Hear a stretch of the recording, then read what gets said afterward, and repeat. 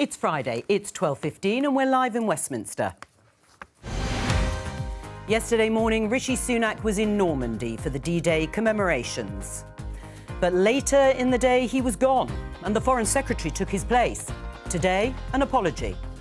That was a mistake, and I apologise for that.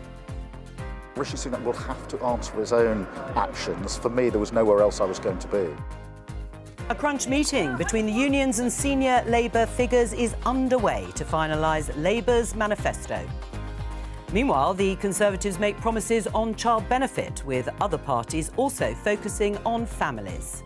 And tonight, the 7 biggest political parties in Great Britain go head-to-head in a BBC TV debate.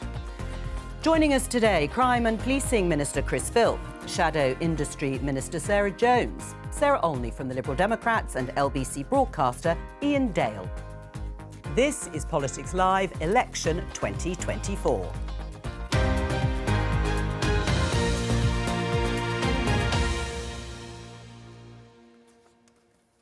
Well, a difficult day for the Prime Minister, as you heard in the headlines, apologising for cutting short his attendance at the 80th anniversary D-Day commemorations in Normandy yesterday. Very unusual for a Prime Minister to say sorry in the middle of a campaign for a mistake like that. This is what he said in a tweet earlier today. I won't read everything, but you can see it there.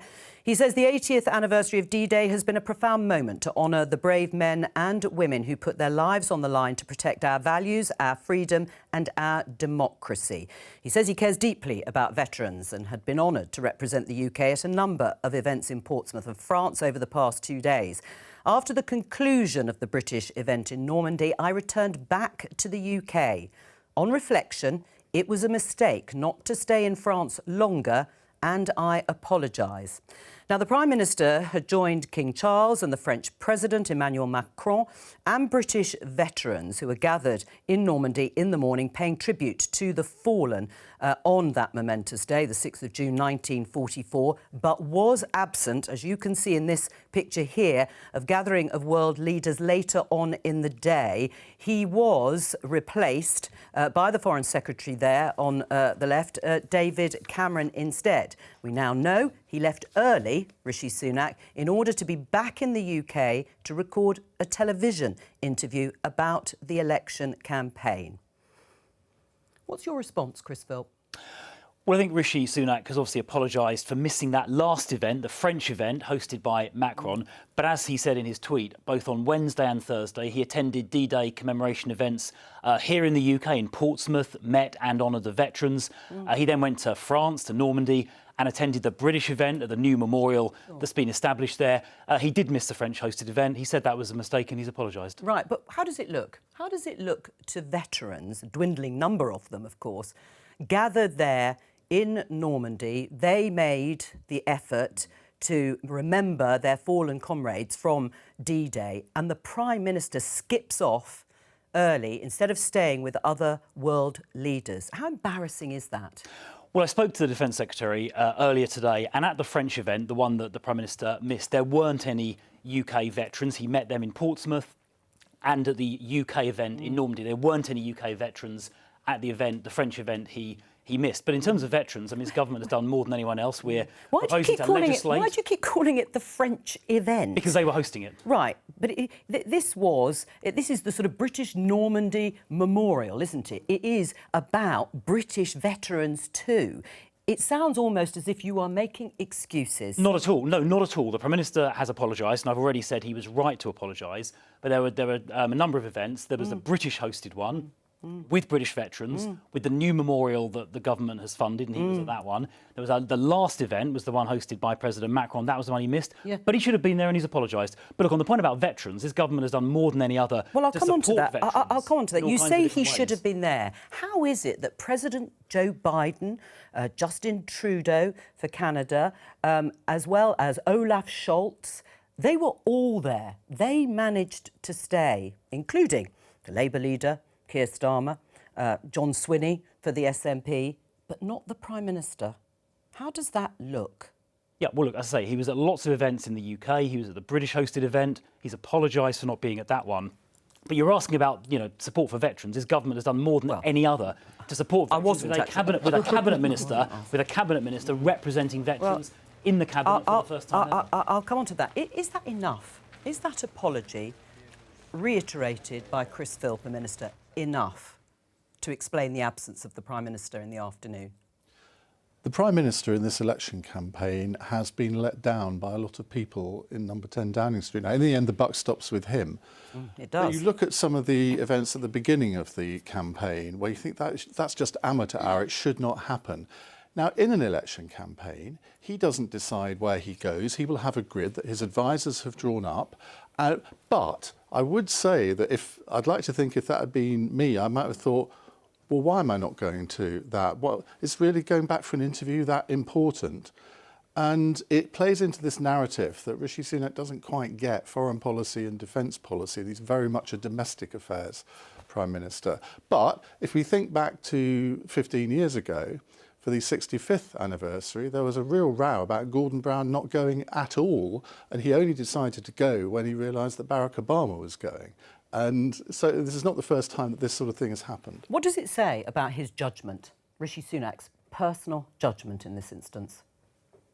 Well, as I say, look, I think he's made the apology quickly and fulsomely, which you very rarely see in politics. So I think actually it's to his credit. Because it's the gravity, maybe, of the error. I think it's to his credit that he acknowledged it freely and immediately.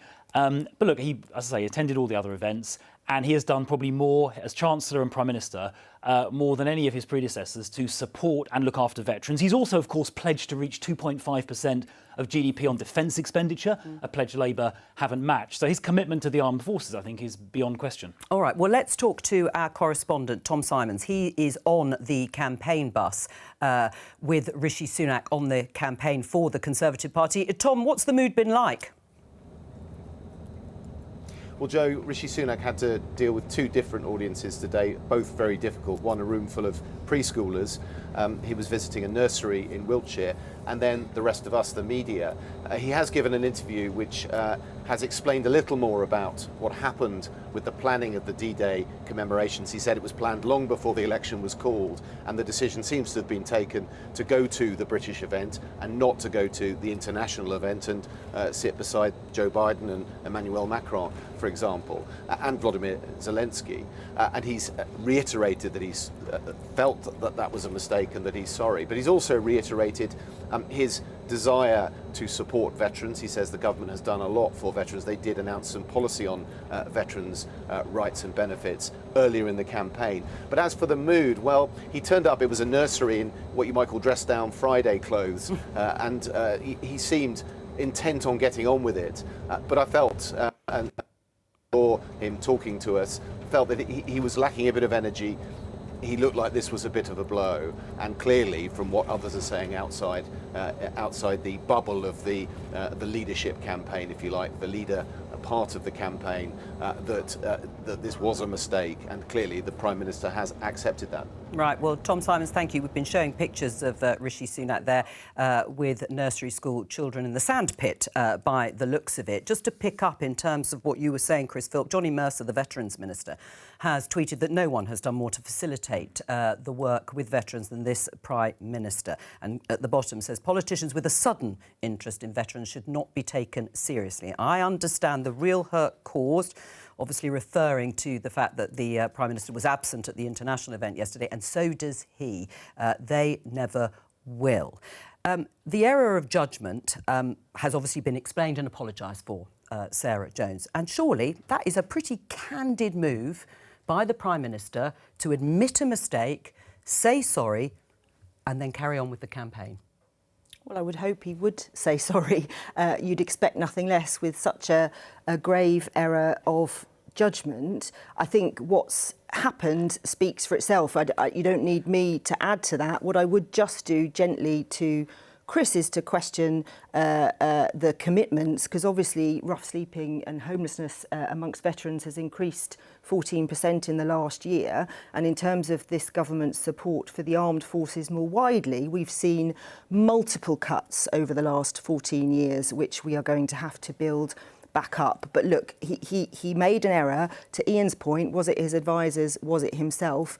he should have been asking these questions. It tells you about the kind of people he has around you and the kind of Prime Minister he is.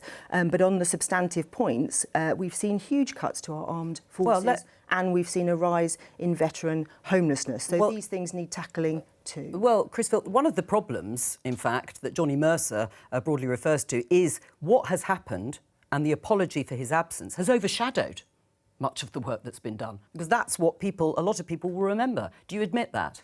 Well, I think Johnny puts it very well when he says this Prime Minister and this government have done more than any other for veterans. But overshadowed by this mistake. So let's take this opportunity to talk about those things. The work on the Armed Forces Covenant, making sure veterans get the right medical treatment, the announcements earlier this week your correspondent mentioned, the discounts, additional discounts for veterans and so on. I mean, the Armed Forces, to Sarah's point a second ago, are receiving more money than they've ever received before. We're the only European, we spend more than any other European NATO power. We've got, we're the only European power. All right, well, you've two repeated aircraft that. carriers. Yeah, all right. And we've committed to get to 2.5% of GDP. All right, well, Labour has not matched. Well, I'll come to that in just a moment. But Sarah Olney, are you satisfied with what the Prime Minister has done? Standing up and saying, I'm sorry, it was a mistake. No, I'm not. I think I'm actually feeling quite ashamed. Everyone's talking about this through the prism of the general election campaign, but this was an opportunity to step outside that. He's gone to Normandy to represent all of us, represent the British nation. It's an incredibly important event. And honestly, I do feel that it's a huge privilege to be able to commemorate this.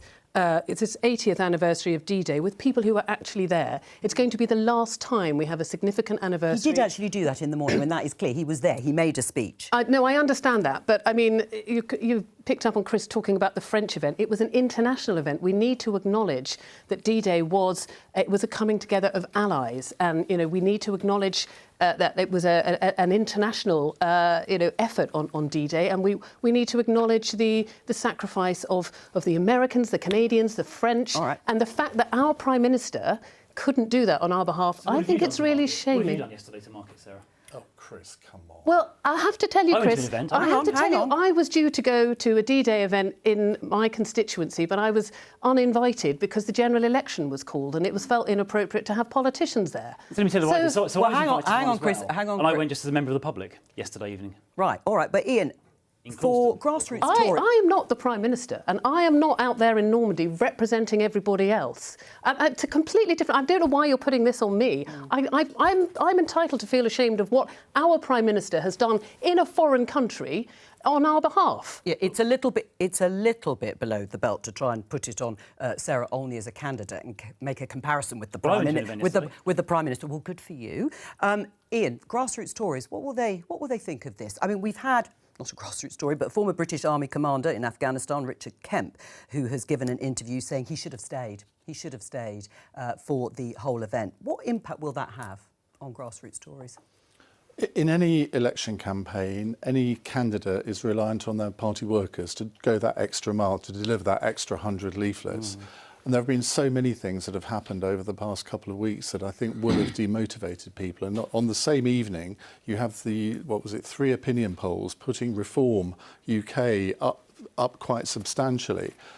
And I think the task facing Rishi Sunak and all of his colleagues is to try and lift the mood of gloom that there will be throughout the Tory grassroots at the moment. All right, we're going to move on to policies because there have been a number of announcements today to do with families and with childcare. I'd like to welcome Stuart Hosey, the SNP's campaign director. Hello to you, Stuart. Just to start, before we get into some of the detail of the Conservatives and Liberal Democrats in terms of the policy offering, how much broadly should the state help families, Stuart?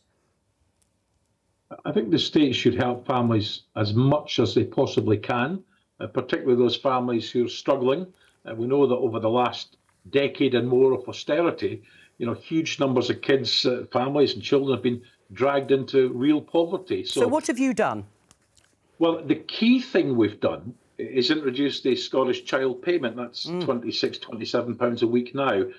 That's a game changer, and it's lifted 100,000 Scottish children out of poverty. So there are things which can be done, and we'll be calling in this election for the UK government to introduce something similar across the whole of the UK. But Stuart, do you accept? Yes, do you accept? You're absolutely right. The Scottish Child Payment that you have introduced, but do you accept what the IFS, the Institute for Fiscal Studies, has said about this? Is that the Scottish Government has more to spend as a result of the mechanism that the UK Treasury calculates and allocates in terms of a block grant to the Scottish Government to spend on public services. They say that over £1.30 per person is given to the Scottish Government to spend on public services for every £1 of spending per person on comparable services in England. No, because this goes back to the... Well, that's true, though, isn't it? This goes back to the Barnett consequential and identified expenditure arguments. It may be true, may be true that baseline figures historically were higher, but it's not absolutely the case at all that there's this large S coming from anywhere. These are political choices. That's all they are, political choices. And the announcement, I'm sure you'll come on to talk about it, about the Tory plan to increase the scope of child benefit. Yes, in fact, families earning £120,000 yes. is the wrong priority. Well, let's ask Chris Philp exactly that, because the policy, yes, the Conservatives have said if they're re-elected on the 4th of July, you will increase the income threshold at which someone starts to lose their child benefits from £60,000 to £120,000. It's encapsulated here in this Guardian headline. Tories pledged a double tax threshold for child benefits to £120,000. Why is it a priority to help the better off in terms of families rather than the poorest? Well, there's a little bit of nuance which the headline misses. So at the moment, the £60,000 is looked at on an individual basis. The £120,000 is on a household basis, because you have this anomaly currently where you might have two people earning sort of £55,000 who receive the full benefit, but you may have a different household where one person earns, I don't know, £90,000 and the other person doesn't earn anything. So the household earns less, but they don't get the benefit. So part of the proposal is to correct that anomaly, moving it from an individual calculation to a household one, sure, and to increase that number to. But would you admit that it's helping the top 20% of earners? It's helping, well, first of all, it's correcting the anomaly, which I think is important. Yes. It is also helping some of those people who often work very, very hard indeed, who pay their taxes, pay more, pay their taxes, as many of us obviously do, and it's to help them with the cost of living and the cost of raising their children as well. It's a fair and a reasonable thing to do. A policy that you would back, Sarah? Well, look, there's so many things to say in response to this. First is this is another uncosted, scattergun, random policy. It's 1.3 billion. It's 1.3 billion, and it's part of the £6 billion. The £6 billion that the Conservatives keep spending. We've had it. Well, hang on, Sarah. Let me just interject on the £6 billion, because it's going to come from tax, sort of clamping down on loopholes on tax avoidance, which they've already spent multiple times already. And if I was to announce a policy like this, you would quite rightly say to me, where on earth is the money coming from? Just your national service policy will cost billions. You keep respending the same money. Now, the point is, the only way that we are going to keep taxes low and be able to afford things is to grow the economy. Well, and the only party... Sarah, everyone wants to grow the economy. Yes, and the Conservatives have failed to do it over 14 years. The Conservatives have failed to do it over 14 years. Labour is the only party. Well, we don't know whether you'll be able to grow the economy if you win the election. As you've seen today with our announcements on housing, we are going to grow the economy. But listen, on families, it's important. We need to help working families. So would you support it in principle, particularly the anomaly of looking at a household rather than individuals? We are not making any unfunded tax promises, but what we are saying is free... No, we haven't. That's a lie. Right. That is a lie, and let's be clear about that. We're not going to return to that particular issue, because we've done an awful lot of it this week. But on tax avoidance, you too want to spend money that you say you can get from clamping down on tax avoidance. Yes. Where's it coming from? So I mean, if they haven't found it, it's not there. They've just spent it multiple times. We haven't. We're spending it on the NHS to get the waiting lists down. down. We're not promising to spend it 6 times over on every policy that you announce every day. Just to be very clear, hang on, just to be very clear. Working families, just to let me finish. All right, you finish your point, and then Chris, and I'll come over we are here. going to have policies like free school meals for our kids, like reducing our energy bills by £300 by the end of the Parliament, like having a genuine living wage, which will help working families, which of course we need to do. Just very quickly, the policies which the £6 billion tax avoidance clampdown will fund that we've announced so far, including this one, add up to less than £6 billion. It hasn't been repeatedly spent. And on the point about economic growth, the first quarter of this year, we had the joint highest growth of any G7. Growth has been pretty anemic since 14 years. I'm going to bring in the others. What do you make of using money from tax avoidance that they're going to find miraculously after 14 years? Both parties, in fact, in terms of Well, it makes you wonder why they haven't done it already. And to be fair, George Osborne did find a lot of money from closing. But that was quite a while ago. That was quite a while ago. And I just think any policy that is funded in this way deserves to be questioned. But, I mean, is the world going mad? Why are we giving benefits to families who earn £120,000 a year? How can, as a Conservative and a fiscal Conservative, how can you justify that? Chris? Well, because, first of all, it's correcting the anomaly that I mentioned where just people are stop it treated altogether. as individuals rather than as a household. And, even people earning, a little bit more money, Well, a lot more money, not a bit more.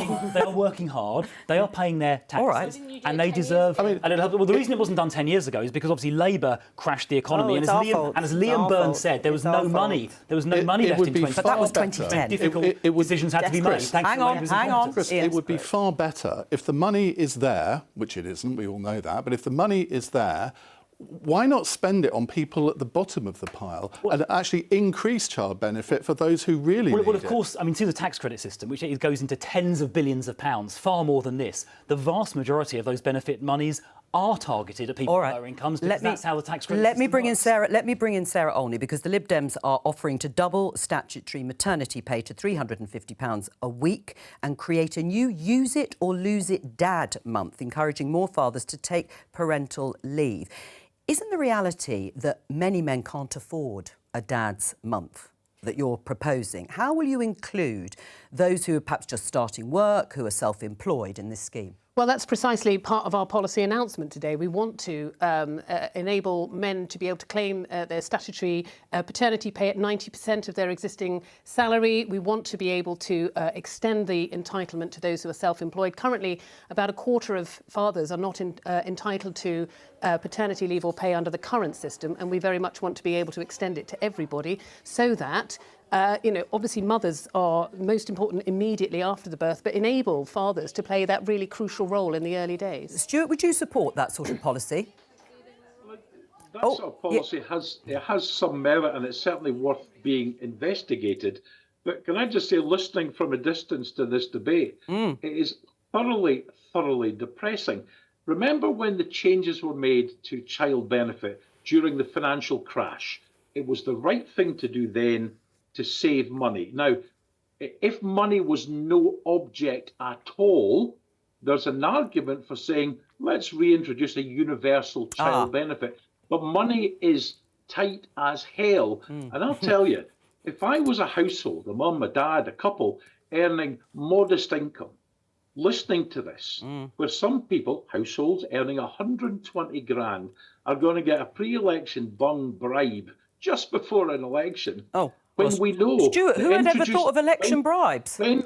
When we know that introducing something like the Scottish Child Payment across the UK could lift 1 million English kids out of poverty, I would be thoroughly depressed. All right. This is the wrong policy to be offering households earning that amount of money child benefit when there are families at the bottom who are in absolute poverty. Sarah. The focus is completely wrong. All right, Sarah, did you want to respond? Just very quickly on the child benefit point, I just want to say the Liberal Democrats are the only ones currently who are pledging to lift the 2-child cap on child benefit. And we know that that's a huge driver of poverty in so many different communities across the UK. And I think that's a really important pledge. And it's very important to Labour. It's very important. Hang on a second, Stuart. It's very, very important to Labour Party members, many of them, and Labour MPs. Why is Labour not committing to scrap it? the two-child benefit Because camp? we've had 14 years of Conservative economy. It's about priorities and choices, Sarah. And we have been really clear what our priorities are. Just to the SNP point, though, billions of pounds have been wasted by the SNP government, whether it's agency costs, whether it's delayed discharge, whether it's money that has gone unspent that they could have spent that they're having to hand back to the Treasury. So let's not take any lessons from the SNP, which, like the Conservatives, have wasted billions of pounds in their time in office. Well, Stuart? Well, I was just going to say to Sarah Olney, the Lib Dems are not the only party who are against the two-child cap. In most of the running in the last Parliament, it was made by the SNP MP Alison Thulis to do with the two-child cap and the rape clause. And what about wasting? What about wasting millions of pounds, according to Sarah Jones? Well, I'm sure she's read a briefing note somewhere. But does that make it? But does that make it untrue, or is it true? Every government does its very, very best to maximise the value they get from every single pound spent. That's what governments do. That's what the SNP government does. Right. Well, it's also important that people know their figures. I'm not talking specifically to you, Stuart, here, because I'm about to refer to an interview earlier this morning that David Johnston, the Children's Minister, I think is his title, did with LBC to talk about the policy that we've just been discussing with Chris Philp. And he was asked a very simple question that you might have thought he'd have known the answer to, but let's have a little listen. How much is child allowance? That, I'm afraid, I don't know. It's actually not a Department for Education policy. It's a DWP one, and I'm afraid I don't know the exact. Sorry, is your title minister? Is your title Minister for Children? It is Minister for Children. And yes, you don't know. But you don't know what the child allowance is. Well, we don't run the benefits, I'm afraid. You're right. I should have found out before I came on here. Yeah, I think he is right in this case, isn't he, Nick Ferrari? I mean, it's bizarre. He's the Children's Minister. Why would you send out a junior minister with very little media experience on the day after Rishi Sunak's gaffe yesterday, first of all, to explain that, and then not be able to explain this properly? I mean, Chris is a seasoned performer in these things. You wouldn't have gone into a studio not knowing that level of detail, and nor should he have done. I mean, he'll have learnt a lesson from it, certainly. What is it anyway, Chris? Have you looked it up? Well, I'm the police minister, but speaking from memory, I believe child benefit is £24 a week for the first child and £15.90. It's gone up with inflation. All right, but it's actually £15. What's £15.90 for the second? Well, let's do the figure. Let's do the figures. 6th of April 2024, child benefit was £25.60 a week for the eldest or only child. It's gone up under the Conservatives. Talk about fantastic news. Talk about spinning it. I just want to ask one final question of Stuart Hosey. Away from policy, actually. The polls are looking challenging, let's put it that way, for the SNP compared to previous elections. And you were an MP, Stuart, when the SNP had 6 MPs and also when they have 56 MPs. How much of a difference did it make being the 3rd largest party in the Commons? Or does it make? It makes a huge difference in terms of access to the media, in terms of sitting on every committee, in terms of chairing committees, in terms of extra speaking time. As I've said to many people, and I'll happily repeat again today, our objective is to win the election in Scotland. Yes. As to whether we end up the 3rd party or the 2nd party or the 4th party, who knows? The people will make that decision on the 4th of July, but it does make a difference. But the key difference isn't whether you're the 3rd party or another party. The key difference for Scotland is coming back with as many SNP MPs as is possible. All right. Well, there you go, Stuart Hosey for the SNP. Thank you very much for joining us. Let's talk about disinformation, social media during this campaign, because we had the Shadow Health Secretary, Wes Streeting, on the programme on Monday. Let's catch up with our disinformation and social media correspondent, Mariana Spring, who's been investigating all of this. She joins us there from the Verify screens. What have you found, Mariana?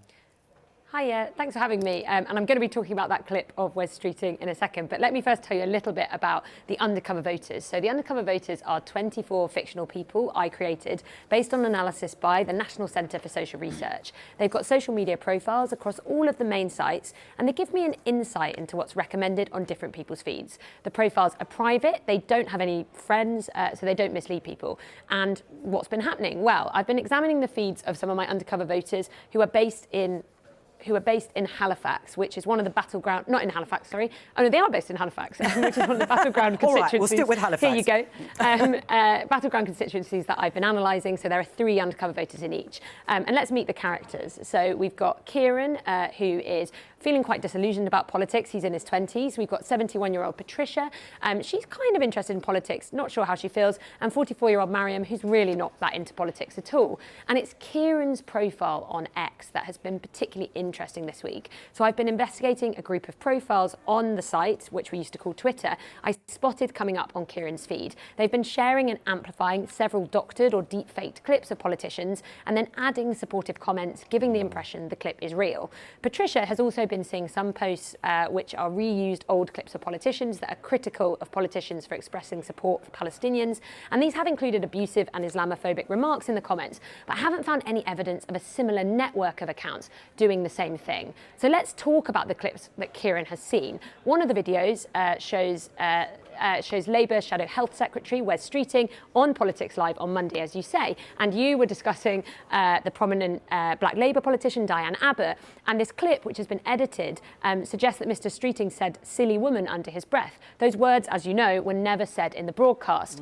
What's been particularly interesting is the way then other users swarmed to the comments to endorse the clip as real. So one account going by the name of Murray falsely claimed to be a Politics Live floor manager, saying this is legit. They've commented similar things on other posts, and then there was someone else suggesting the episode had been pulled from iPlayer, which just wasn't the case at all. Now, Wes Streeting's not the only politician who's been targeted by clips in this way. Some of the clips make inflammatory remarks related to the war in Gaza. So as well as Mr Streeting, they've targeted Labour candidate Luke Akehurst and Labour leader Keir Starmer.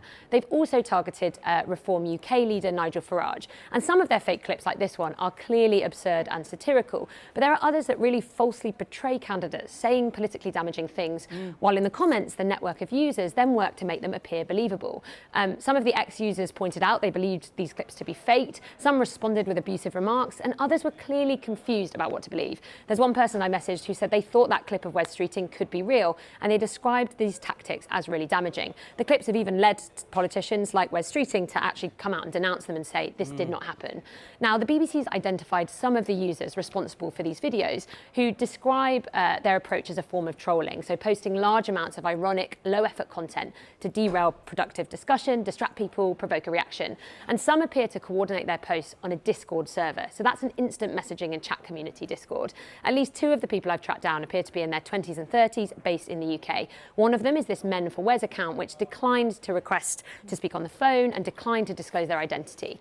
They told me they aimed to provoke attention and muddy the waters for viewers, and they described this as corrective to the way that politicians misrepresent who they really are. They rejected allegations that they were a threat to democracy and condemned hate targeted at politicians. I reached out to X about this because several hours after these clips were originally shared, they were labelled by X's reader-operated fact-check service as not being true, and they had a warning applied to some of them as well. All right. And following this investigation, the Men for Wes account has since been suspended. It's been taken down, as has the content they shared. Some of the other accounts have been removed. X didn't reply to my request for comment, but they do say how defending and respecting the user's voice is one of their key values. Mariana Spring, thank you very much, and very sinister. I mean, just briefly, Sarah, do you want to respond, or you, all the politicians, but very briefly?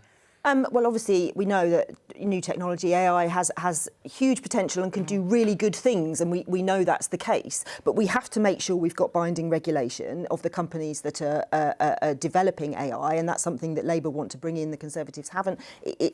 We can see right in front of us why that's important for democracy, for our safety, and for our future. How worried are you? Very worried. This is deeply disturbing that Wes Streeting and others have been targeted in this way. We've all got to call it out. We are looking at how to regulate AI, but it's also up to the platforms, people like Twitter, people like Facebook and so on, to use their own technology to identify this fake content and immediately remove it proactively themselves, not waiting for a BBC journalist to contact them. It's on them as well to keep this stuff off of the public square. Well, which is why, of course, we've done this But, you know, the Conservatives have not really done enough around this. I've been talking in Parliament about, you know, ensuring that creative content can be properly copyrighted and protected by copyright law. And there is a real threat from AI, from big data companies, you know, scraping creative content and not providing, you know, proper copyright. That's a different point.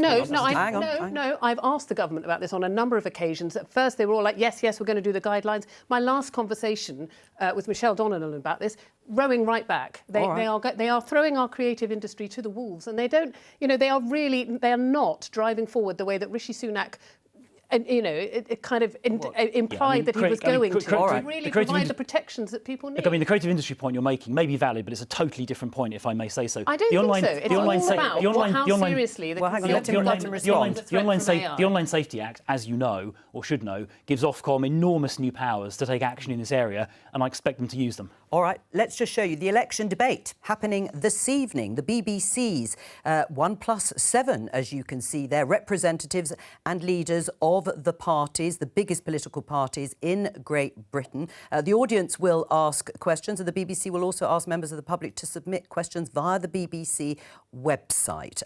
It's going to be broadcast from 7:30. There's the set, you can see. 7:30 this evening till 9 p.m. on BBC One and BBC News in the UK. And it will also be on local radio across the country, available on BBC iPlayer and full live online coverage. Now, the backdrop, of course, as always in every election, are the polls.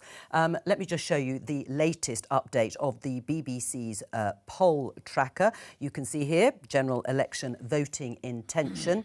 Now, it hasn't really moved that much in terms of the Labour Party being around 20 or so points ahead of the Conservatives. What has moved is the performance so far in terms of voting intention of the Reform Party, particularly since the entry, Ian, of Nigel Farage as the newly announced leader of that party, and that he is going to stand in this election. Now, there are some polls that have put Reform on as much as 17%. What impact is that going to have?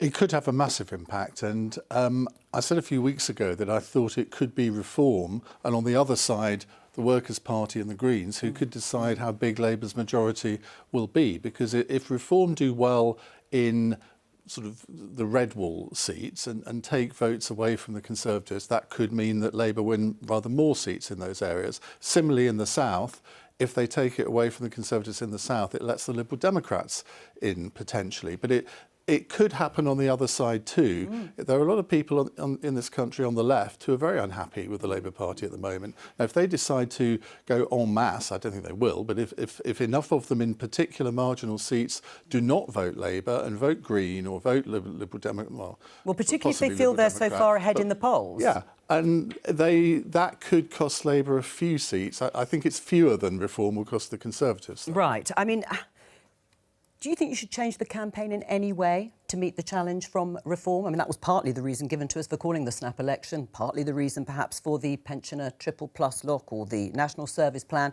and yet you're not moving in the polls. Well, I mean, the only poll that matters, of course, is the one on the 4th of July, as we always say. But you would expect to see some shifting in the polls after a couple of weeks of campaigning with some pretty eye-catching policies from the Conservatives. Hasn't moved. Yeah, I mean, things like not against Labour. Things like the immigration cap that'll be reduced and set by Parliament. I think the fact that Keir Starmer was exposed in that debate as not having answers to a whole load of questions, I think, will ultimately feed through. But on the Reform point, Nigel Farage has run, 7 times? Yes, this will be his 8th time. He's never won. No. Reform is I think most people would agree Reform are not going to win any MPs. No. So the only thing that people who are Conservative inclined will do by voting Reform is to hand the keys of Downing Street to Keir Starmer, and he has no interest at all in things like controlling immigration or reducing taxes. Quite the contrary. He's made spending pledges that will increase taxes by £2,000, as we have established. All right, well, that's a lie, as we know. Can we just clarify that? All right, well, let's just talk to our political correspondent, Ian Watson,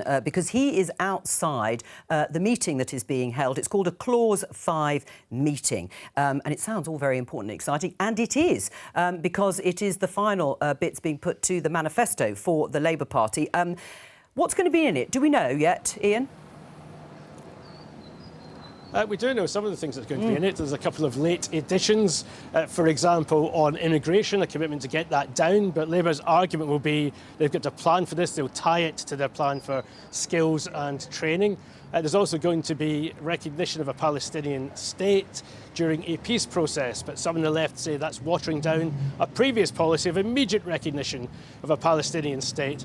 I think, though, some of the things that might be missing from the manifesto could be as interesting as the stuff that's in. So, for example, left-wing members of Labour's National Executive on their way into this meeting told me they wanted to press for commitments on free school meals and also on lifting the benefits cap. They are likely to be disappointed in that, because when we see the manifesto, right at the beginning of that document, there's going to be a commitment to economic stability, to security, and to putting themselves in the straitjacket of very tight fiscal rules. There's also right now, behind closed doors here, a row going on with the unions over the wording on workers' rights. There will be a package of workers' rights, but they want caveats on banning zero-hours contracts and on firing and rehiring workers in worse conditions. They want those caveats and consultations taken out. And if they're not, then Labour's biggest trade union funder, Unite, is strongly hinting at this stage, and that may go a bit further later, that it may be far less generous in giving multi-million-pound donations to the Labour Party ahead of polling day. Ian Watson, thank you very much. Is that a threat you're taking seriously? That would be a bit of a hammer blow if they pull funding. Well, look, our package of workers' rights will be the biggest change to rights in a generation. But the unions think it's being watered down. The number one priority, as has just been said, is to stabilise the economy after 14 years of chaos. There will be nothing in our manifesto that enables us or needs us to raise any taxes beyond the ones we've already announced. We need that stability, and then we need to grow the economy. So there will be a package. Coming back to the unions, they will be making and have been making big demands because they're expecting a Labour government. How worried should you be if you don't live up to the workers' rights package, and if it is diluted in the way that has been reported? How worried are you about pulling their funding? We will live up to what we've said on our package of workers' rights. Of course, the trade unions are doing exactly what they should do and standing up for their workers, and we will have those conversations. But we will introduce the biggest change to workers' rights in a generation, alongside stability in the economy and a whole package to actually grow our economy, which is what the Conservatives have failed to do for 14 years. Sarah, what would you say if you were on this programme on Monday and Jo introduced Ian Watson outside Conservative campaign headquarters saying, well, the Conservatives are meeting with Britain's biggest businesses to hammer out their manifesto, because if the businesses didn't like what was in the manifesto, all the donations would dry up. What the unions are doing is bribing you. That's not the case at all, and you know that. And I have met with Britain's biggest businesses and talked about what we're going to do and what policies we're going to do, and we are walking hand in hand with those businesses and with the trade unions, because everybody But you get the point. Is fed it just up seems a bit years. back to the 70s to have the unions having a veto over the manifesto. We know that we have. Well. We know that we have the 6 first steps that Keir Starmer has already laid out. That will be the basis of our manifesto. We know that we will not need to raise taxes beyond what we've already said. We know there is a whole package of proposals on growth, which the trade unions and business stand alongside us with, and we know there'll be a package of reform on workers' rights, and they will be good things that will actually improve our country and bring some hope that we can make things better after 14 years. One of the other things is recognising a Palestinian state, as some other countries have already done. Ian mentioned some of the opposition on your left flank, let's put it that way, of the Labour Party. How damaging has that been? Councillors have quit, Labour councillors have quit over Labour's failure to call for an immediate ceasefire in the wake of the 7th of October massacres and then the Israeli bombardment of Gaza. How damaging has it been? Well, on the independent Palestinian state, I think our policy has been really clear that we want to work with our international parties to make international countries to make that a reality. You haven't made that a commitment until now. That has been our commitment all the way through. We want to work with with the countries around the world to have an independent, free Palestinian state alongside a viable, alongside Israel. That has to be the solution. That has always been our policy, and it remains so. And it is something that I know Keir Starmer is personally completely committed to doing. After the mistake, doesn't go as far as David Cameron. I mean, 3 or 4 weeks ago, he was talking about an independent Palestinian state, and you're actually playing catch up with him. No, that has been our policy for years. Not been articulated. Are you looking forward to Starmer. watching the debate this evening, Sarah? I presume you are watching it. Yes, I am. We'll have Daisy Cooper for the Liberal Democrats. She's someone, you know, she's a really impressive debater, and, you know, we've got lots to say as Liberal Democrats about Will you get to say it, do you think? I know it's an hour and a half. Aren't you glad you're not chairing it? Less of that, It should have been in the leaders' debate, and I think that would have been a much better debate. That's all we have time for on this debate on Politics Live. Illuminating, as always. Thank you to all of my guests. And I'll be back on Monday with more at 12:15, so please keep me company then. Bye.